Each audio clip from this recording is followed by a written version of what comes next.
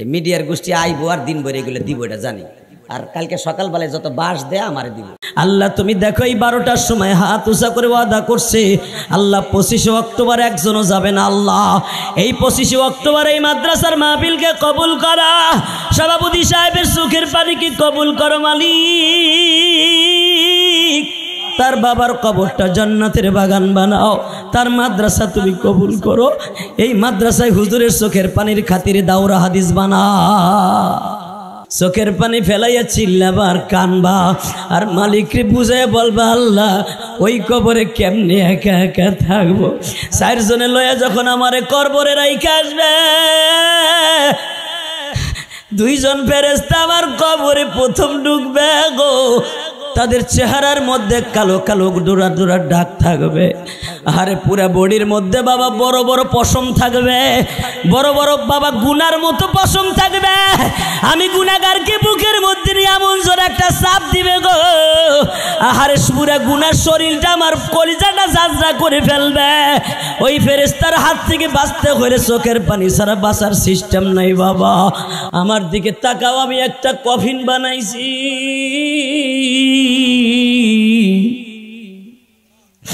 ইলিয়াসুর রহমান জিহাদি 12 বছর বয়সে যখন আমি বাবা কিরাতখানায় পড়ি, কোরআন শরীফ পড়ি, আমার মা আমারে বলছিল ইলিয়াস রে বাবা কোনোদিন মাদ্রাসা ছাইরা যাইস না, তুই মাদ্রাসায় যা। আমি মা যদি মারা যাই আবার কবরের পাশে দাঁড়াইয়া দোয়া করবি, আমার কাফনের পাশে দাঁড়াইয়া দোয়া করবি।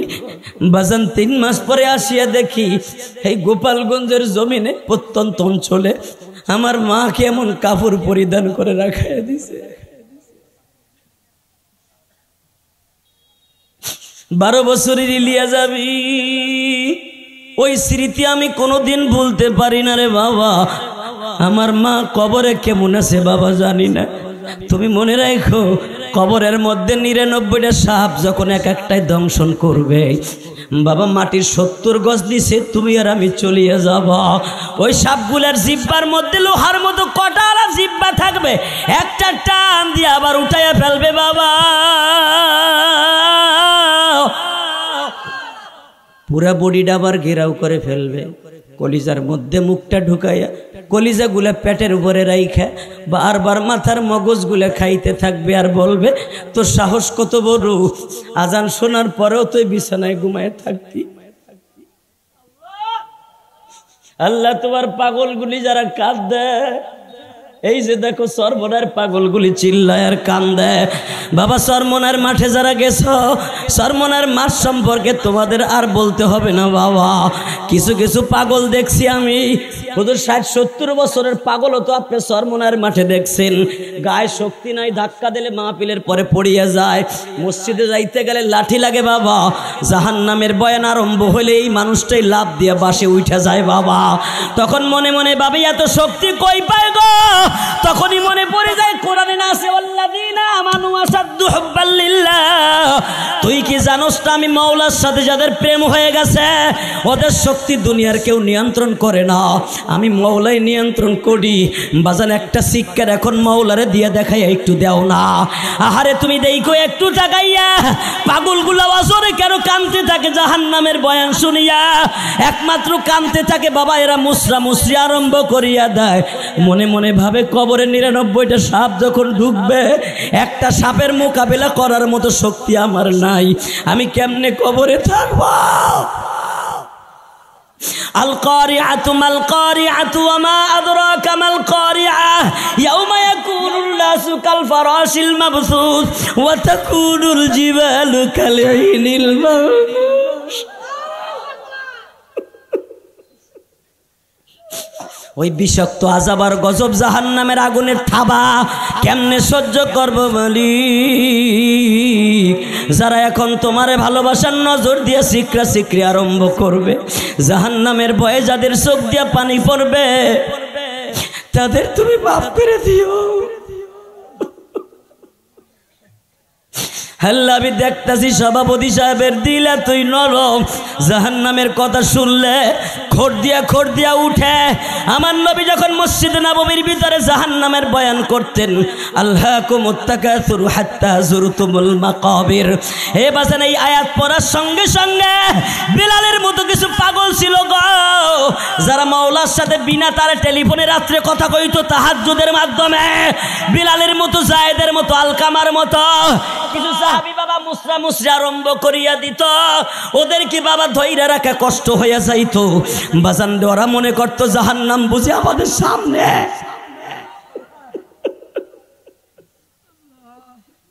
আল্লাহ দেখো আলিমুল বাবা কেমনে কান্দে। এই মাসবার মধ্যে কার মা নাই, কার বাবা নাই জানি না, কার মায়ের কবরে আগুন লাগছে তাও জানি না। আমেরিকায় 1 মিনিটে খবর লওয়া যায়, সুইজারল্যান্ডে 1 মিনিটে খবর লওয়া যায়, আফগানিস্তান, পাকিস্তান, ভারত, সৌদি আরব 1 মিনিটে খবর লওয়া যায়। বাজান রে, ঘরের পাশেই ঘুমাই রয়েছে জনম দুঃখিনী মা, ঘরের পাশেই ঘুমাই আছে বাবা, আজ পর্যন্ত বলতে পারি না তারা কবরে কে পড়েছে।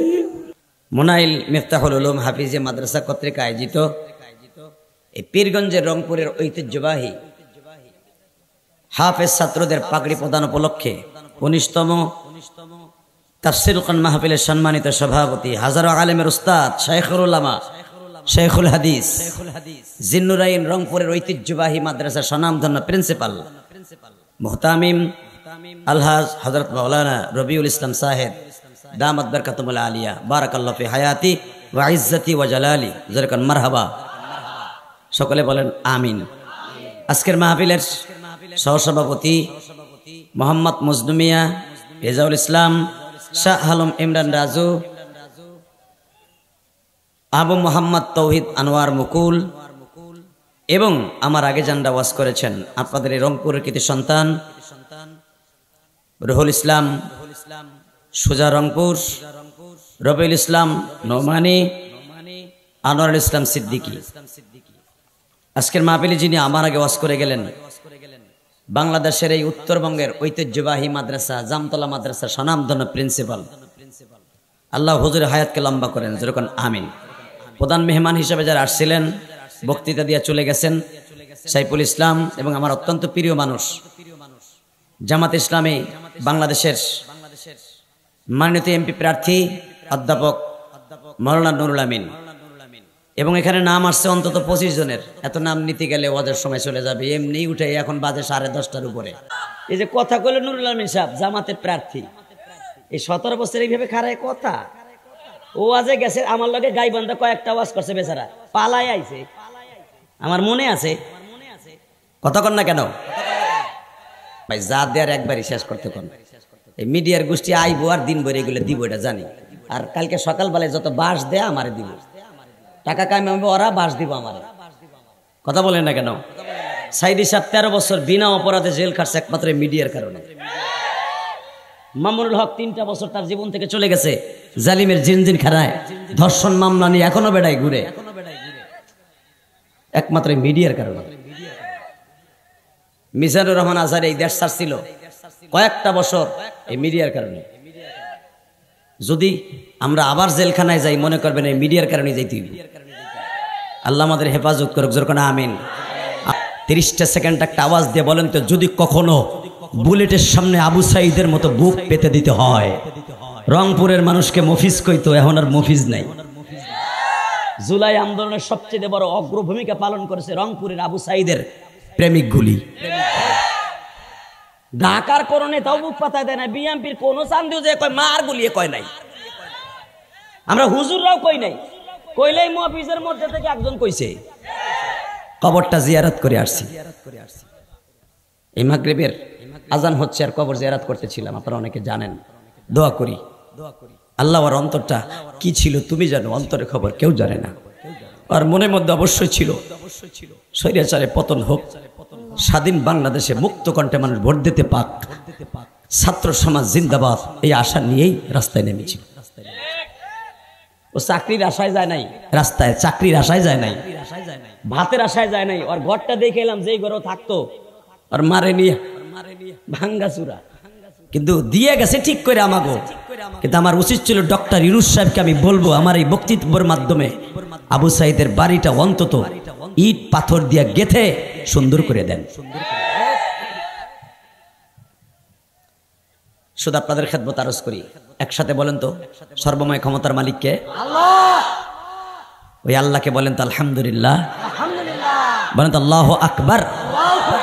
মুমিন সবচেয়ে বেশি ভালোবাসবে কাকে?